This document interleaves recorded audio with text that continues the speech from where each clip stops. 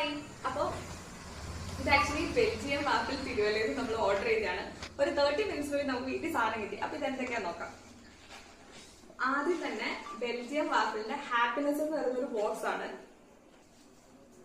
അതിന്റെ കൂടെ തന്നെ ഒരു കുഞ്ഞു ബോക്സും കൂടെ ഉണ്ട്. അപ്പൊ നമ്മൾ ആദ്യത്തെ നമ്മുടെ ബോക്സ് പൊട്ടിച്ചു.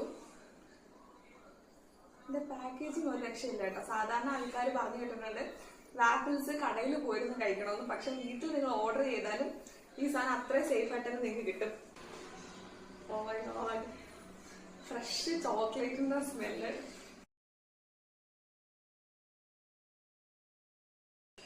താഴെ പോയത് താഴെ പോകുന്ന രീതിയിലായിരുന്നു.